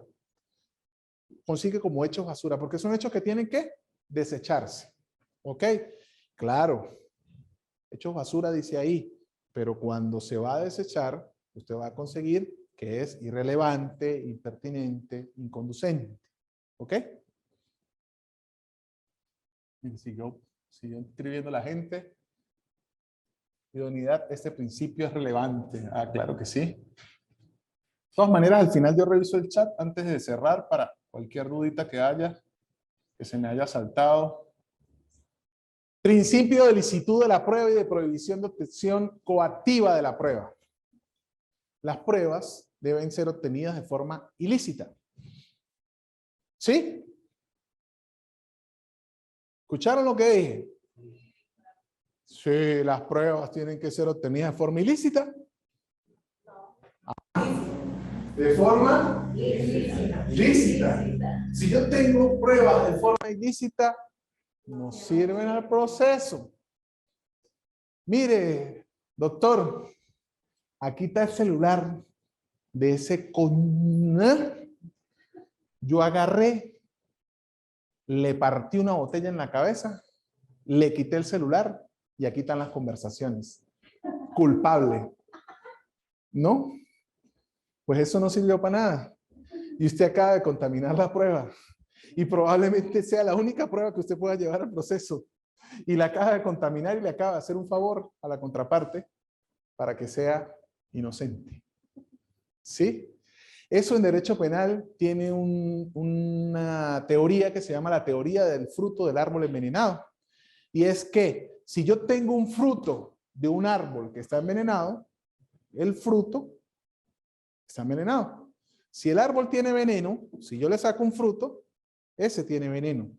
Si yo para obtener las pruebas violé el domicilio de una persona sin tener la autorización judicial, la inspección de una fiscalía y aparte el principio de contradicción y control de la otra parte al momento que vamos a hacer eso, todo lo que yo tenga dentro de eso no sirve. Porque violó el principio de licitud de la prueba. Licitud. Fíjense una letrica como cambia. Y les dije licitud y ustedes escucharon y dicen, sí, a veces caemos en ese error. Entonces tienen que ser lícitas. Y aparte, prohibición de obtención coactiva de la prueba. Hay una prohibición de yo obtener de manera coactiva por la fuerza la prueba. ¿Cuándo se puede hacer esto? Cuando se utilizan las formalidades que me permiten las normas. Yo puedo obtener de manera coactiva como Estado pruebas. Yo puedo forzar una cerradura para poder ingresar a una vivienda y hacer una inspección que no pude hacer, pero debo cumplir con determinados parámetros, debo cumplir con determinados requisitos, debo cumplir con los principios que son la esencia de ese actuar. Si yo cumplo con eso, lo puedo hacer. Si no, no. Caso de un allanamiento, por ejemplo. Si el allanamiento no cuenta con un permiso, no cuenta con un control, no cuenta con el cumplimiento de las formalidades, todo lo que salga de ahí no vale. ¿Perdón? No, pero el embargo ya es una ejecución. El embargo ya es posterior y ya hay una decisión y yo ya hago un embargo como tal. Ahí no hablamos de materia probatoria, pero también debe cumplir con determinados requisitos y con determinado control. ¿Ok? En materia probatoria, sobre todo, hay algunas excepciones.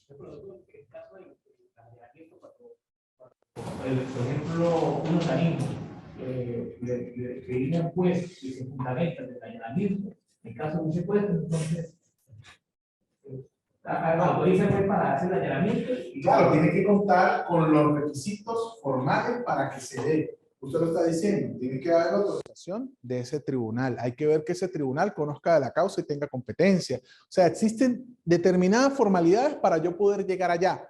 Por ejemplo, en materia de droga, existen algunos lineamientos para que los fiscales dentro de su actuación para hacer esas llamadas entregas controladas tienen que ser en determinados tribunales. Por ejemplo, para ese caso de una entrega controlada tiene que existir el permiso del tribunal del municipio donde se inició la investigación. Y después ese permiso vale para toda Venezuela, pero si el permiso no lo otorgó el tribunal del municipio donde inició la investigación, se cayó todo. Bien, vamos a ver preguntas aquí.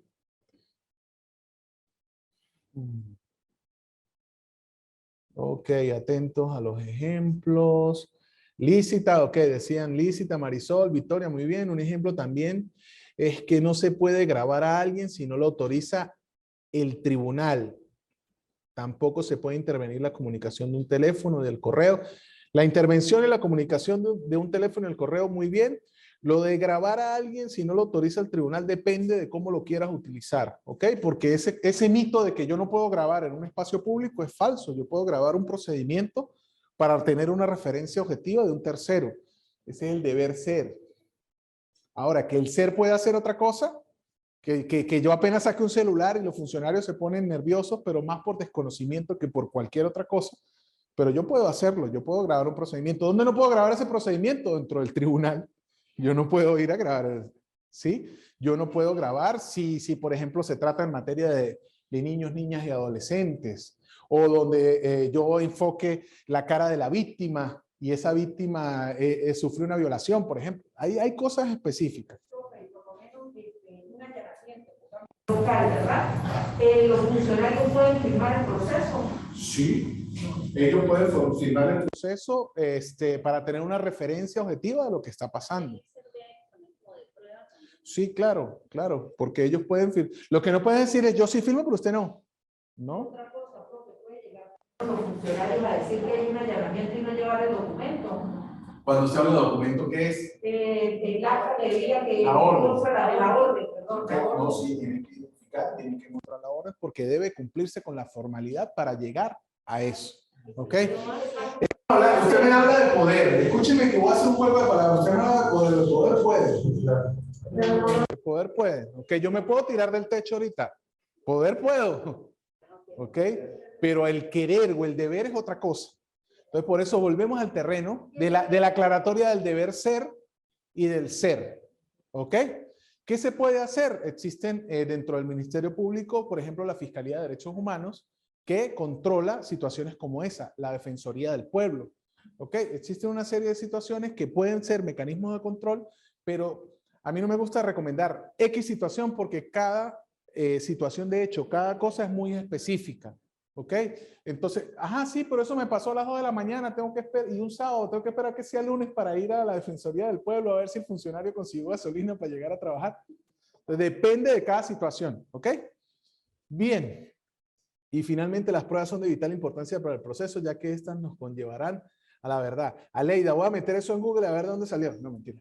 Principio de inmaculación de la prueba. Cuando nosotros hablamos de inmaculación, ¿qué quiere decir? Que no haya sido contaminada. ¿Aquí quién es católico? Ajá, la Virgen Inmaculada. ¿Por qué hablamos de...?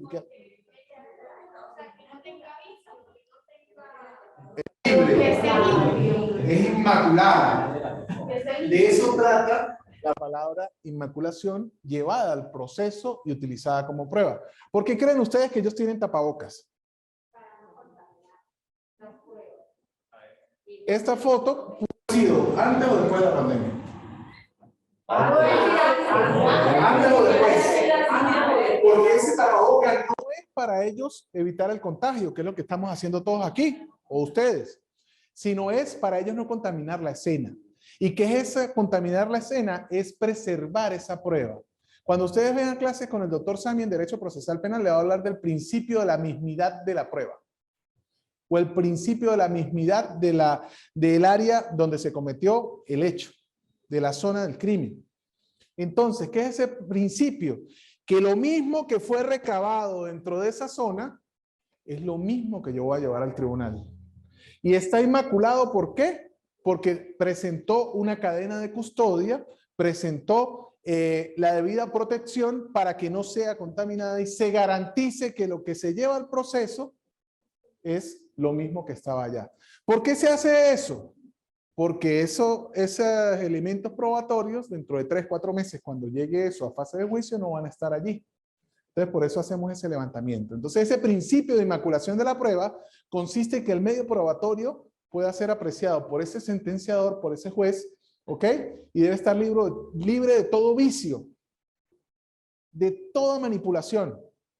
Por eso existe un manual de cadena de custodia, que es, ¿qué debo hacer yo con determinado tipo de elementos probatorios que yo voy a llevar a juicio, que yo voy a llevar al proceso y cómo debo manejarlos, estableciendo responsabilidades de tal forma de que no se contaminen? ¿Ok? Pasa mucho no, sino tengo un caso que fue verídico y que pareciera mentira, pero donde el fiscal se sacó del bolsillo el arma de fuego, no pasó aquí en el estado Táchira, pero sí pasó en Venezuela, el arma de fuego y la agarraba con un pañuelo, como si fuera que con el pañuelo no iba a pasar nada, porque fue con esta arma. Y a mí se me chocaban todas estas cosas que yo había visto en clase y todo lo que uno había escuchado, y le chocaban a uno en la cabeza y uno, pero ¿cómo puede pasar algo así? Sí. Entonces, para evitar ese tipo de cosas y que pueda tener cualquier manipulación, existe una cadena de custodia y se debe aplicar este principio de inmaculación de la prueba. Vamos a ver que se pusieron intensos ahora sí a escribir. Ok, las pruebas son porque no tiene mancha, es limpia, pura, dice Melanie. Muy bien, Melanie. Victoria dice, inmaculada es porque donde pasen las pruebas no sean contaminadas, exacto, sin contaminarlas, para no contaminar la prueba no puede verse manchada ni tocada por nada. Y ejemplo, policía, fiscalía. Ok. ¿Ibas a decir algo?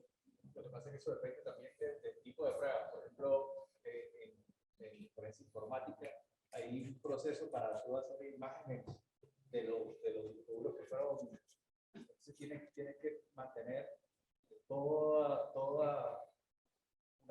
unos protocolos de la cadena de custodia para poder que eso sea válido. Y como en el aspecto físico, vamos al aspecto digital, cualquier situación que yo haya hecho va dejando rastro. ¿Ok? Ustedes vieron ya criminología, criminalística. Ustedes vieron, por ejemplo, el principio de intercambio. ¿Sí lo vieron y no se acuerdan? Bueno, el principio de intercambio es que cuando yo le voy a clavar un cuchillo a ella, ¿sí? Se deja, entonces pásame un cuchillo. ¿Ok? Entonces, en el cuchillo queda algo de ella, pero en ella queda algo de mí. Ahí hay un principio, y es el principio de intercambio. Entonces hay un intercambio. Eso pasa dentro de eso. Igual pasa en el aspecto virtual. Al momento de yo hacer una ejecución, en algún lado queda el rastro de quién fue el que lo hizo, cómo fue el que lo hizo, y va dejando rastros. Esos rastros son utilizados para llevarlos al proceso.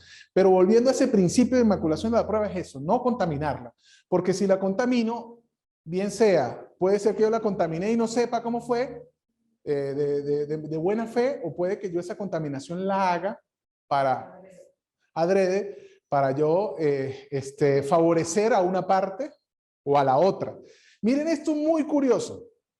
En Europa, desde el, no quiero decir fecha porque no la tengo exacta, pero creo que desde 1999 hasta el 2018 existían una gran cantidad de crímenes sin resolver, pero que tenían a una persona como el posible sospechoso. Y entonces, porque hacían pruebas de ADN a las muestras que recababan y el ADN iba enfocado hacia un tipo de ADN y lo tenían identificado. Y comenzaron a darse cuenta que a lo largo de Europa, casi que en las mismas fechas, tenían crímenes sin resolver donde el ADN era de la misma persona. Y decían, pero ¿por qué alguien que cometió un delito de violación en Barcelona, España, el día viernes, el día sábado estaba en Londres realizando un homicidio? O sea, era una gran cantidad de crímenes sin resolver, pero que tenían un culpable con un patrón de ADN. ¿Qué creen ustedes que pasó ahí? No, pero es que duraron más de 20 años para darse cuenta, entonces... Profesor, que genéticamente, ¿verdad? El ADN, la mitad la pasa acá y la mitad la madre. Entonces, Pero el ADN es uno solo. Claro, uno. Cuando usted le hace una prueba de ADN para ver si el hijo que usted tiene es realmente suyo, hay 99,999999% de eficacia de que ese sea. No le dicen que es el 100 porque de repente hay algún fallo, pero... ¿ok? Pero ¿por qué todos hacia el mismo tipo de ADN y hacia una sola persona? Resulta que no, porque eran diferentes laboratorios. Uno era en Inglaterra, el otro era en España. No, porque era física la prueba. ¿Sí? Resulta que ni siquiera el laboratorio, la fábrica de los hisopos tenía iba a decir funcionario, pero tenía un trabajador que no cumplía con las reglas de cuidado, como ponerse una malla en el pelo, como ponerse un tapaboca para que no fuesen contaminados. Y que cada cierto lote con el trabajador, tan solo por hablar, transmitía materia con ADN y contaminaba los hisopos. Cuando esos hisopos eran aplicados a los crímenes sin resolver, emitían ese ADN. Tomaron todas las pruebas de ADN de esos hisopos que hicieron, la cruzaron con el ADN del trabajador y se dieron cuenta que eso era lo que pasaba. Fíjense lo delicado de eso. No, no hay culpable. Y el que pensaban que era culpable resulta que no era culpable. ¿Ok? Entonces, fíjense, por eso es que ustedes en teoría deben manipularse de esa manera, para que la prueba no sufra alteración. Y fíjense, si nosotros hablamos de civil administrativo, pues es dinero, pero si hablamos de penal, hablamos de alguien que está en la cárcel. Y Dios los libre a ustedes y a todos nosotros de pasar una hora en una situación como esa. Incluso yo tengo clientes, pero bueno, 15 días, pues pago mis 15 días. ¿Y cuál es el problema? Pero no le doy gusto. A los 3 días no pueden más. No pueden más. Entonces, así como les decía hace un rato, de que mi deber era formarlos dentro del deber ser, también es que entiendan que en sus manos muchas veces está el hecho de que una persona pueda estar libre o no. De que una persona pierda todo su patrimonio o no. De que una persona sea inhabilitada políticamente por más de 15 años y no pueda trabajar ni siquiera para la administración pública. Ahí está lo delicado de yo entregar mi escrito de promoción de pruebas o de contradicción o mi libelo de demanda dentro de las fechas que debo entregarlas. Por eso el profesor a veces es tan estricto con que me entreguen el ensayo dentro del día que es y no dentro del día que no es. Porque cuando ustedes comiencen a ejercer, las situaciones que están en juego son muy grandes. Y tal vez usted sea lo suficientemente duro de corazón para acostarse a dormir sin pensar en que por usted no ir a tribunal en algún momento, esa persona se encuentra privada de libertad. Pero yo estoy seguro que la mayoría de ustedes les va a afectar el hecho, porque si está por allí por una decisión personal, ese es su problema. Pero si está ahí por el hecho de que ustedes no hayan activado algún elemento desde el punto de vista jurídico, créanme que eso pesa. Pesa en la cabeza y pesa aquí. ¿Ok? Entonces, por eso es importante revisar, preguntar y cumplir con las formalidades. ¿Ok? Otra vez 7 mensajitos. Ya estamos cerrando, créanme. Ya son las 6. Ok, sí, ya nos vamos. No se deja alterar. Sí, 5 minutos y cerramos. Bien, vamos con el otro. Principio de igualdad probatoria. Este tiene relación directa con lo que es la igualdad o el principio de igualdad general, pero cuando hablamos de este principio dentro de la parte probatoria es que si usted me dio a mí la posibilidad de extender el lapso para presentar las pruebas, esa posibilidad no es solo para mí, es para la otra parte. Si yo le di a usted la posibilidad de extenderle el examen 3 días, no es tan solo para el compañero, para todo el grupo, porque si no, no estaríamos siendo iguales. ¿Ok? Entonces, ese principio de igualdad desde el punto de vista probatorio quiere decir que yo debo tener las mismas posibilidades de presentar las pruebas. Afortunadamente, como les decía hace un rato, hay el principio de libertad probatoria. Entonces, si tengo las mismas posibilidades de presentarlo, también tengo que tener los mismos beneficios que se le dan a las partes para presentar, evacuar y materializar las pruebas. Y finalmente, el principio de metamorfosis de la prueba que les hablaba hace un rato. Ese principio de metamorfosis de la prueba lo vemos directamente en el derecho administrativo y es cuando las evidencias recabadas de un proceso de auditoría pasaron por el principio o la fase de contradicción y una vez que se pasó por esa fase de contradicción, se transforman o cambian como la metamorfosis a prueba. Dejan de ser evidencias, sino ya pasan a ser prueba.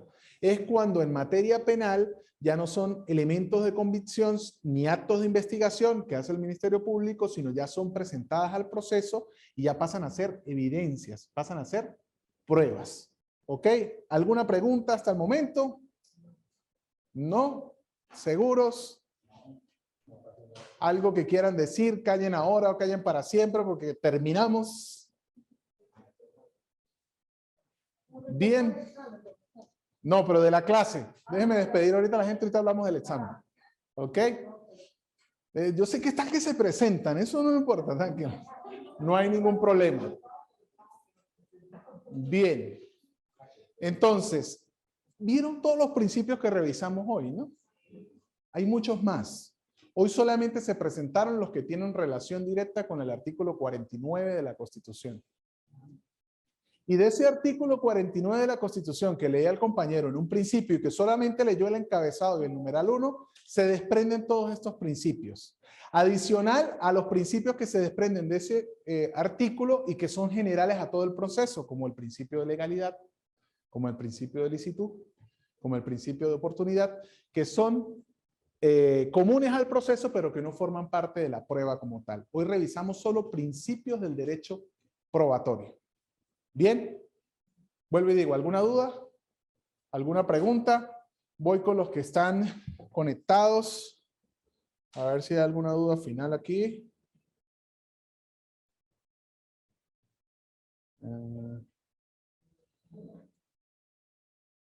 No, ya nos están corriendo. Ok, es posible que sea familia y contamina todo. Ajá, ya son las 6. No se debe alterar. El ID es posible que sea familia, contaminó todo. Una prueba de alcohol o droga que se debe anticipar o de manera inmediata, ya que en el transcurrir del tiempo se altera su resultado o valor. Sí es cierto, hablamos de la prueba anticipada al principio, pero puede que se sentencie como cómplice. No, Lady, allí en ese caso no puede ser cómplice de los delitos, porque para ser cómplice, pues existen varios niveles de cómplice. Está el cómplice necesario, está los que... ya nos vamos. Los que están, los que forman parte o que sin ellos no se pudo haber dado el delito, pero él solamente está dentro del trabajo, él puede ser sancionado desde el punto de vista laboral y tal vez si hay alguna norma sanitaria desde el punto de vista sanitario por no utilizar los implementos para evitar que esas situaciones pasen. Bueno, puede, ajá. Ya nos vamos, muchachos. ¿Puede por favor explicarme más del principio de metamorfosis? Con muchísimo gusto. Lo vamos a hacer a través del aula virtual. Voy a guindarles un pequeño video de unos 2 minutos hablando del principio de metamorfosis. Estoy dudoso con el principio de metamorfosis. Por favor, un ejemplo para concretar. Ese principio de metamorfosis, ya que lo preguntaron 2 personas y cerramos, les decía que aplica directamente, por ejemplo, en el área del derecho administrativo. Supongamos que dentro de una organización, Instituto de Vialidad del Estado Táchira, se hace una auditoría. Dentro de esa auditoría se recaban documentos y se recaban elementos de convicción o evidencias que son presentados a un proceso donde dice que es posible que ella, ¿cómo es tu nombre? Que Janie es posible que ella tenga responsabilidad por apropiarse de algún elemento del Estado, por llevarse unas resmas de papel para la casa. ¿Ok? Entonces, eso se llama evidencia y pasan a llamarse pruebas dentro del proceso cuando yo le dije, Jamie, venga para acá y me responde por escrito dónde están estas 7 resmas de papel que no aparecen dentro del inventario. Ella tiene varias opciones. La primera opción, no contestar, y está aceptando que se llevó las 7 resmas.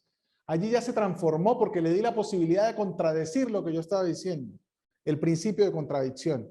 O ella trae un escrito y dice, no, mire, esas 7 resmas yo las llevé porque se donaron a una escuela. Y aquí está el acta donde se donaron a una escuela. Usted no tiene responsabilidad, se cumplió con el principio de contradicción y ya pasaron de ser evidencias a ser pruebas y efectivamente está ahí. Y la última cosa que puede pasar es decir, no, es que yo las tenía en el carro, como hay tantos ladrones, pues yo las metí en el carro y aquí están. Yo no me las llevé, yo no me las robé, allí están. Pero ese principio de metamorfosis es la posibilidad de que las evidencias se transformen en prueba, dándole la posibilidad de contradecir dentro del proceso. ¿Ok? Bien. Ya entendí. Muchas gracias, muchas gracias. Muchas gracias a ustedes por estar, por conectarse, por participar. Estamos a su disposición. Ya el próximo encuentro será a través del examen. Ahorita resolvemos las dudas que tengamos, pero ya debemos ir cerrando lo que es la conexión. Muchísimas gracias por estar allí. Nos vemos en una próxima oportunidad.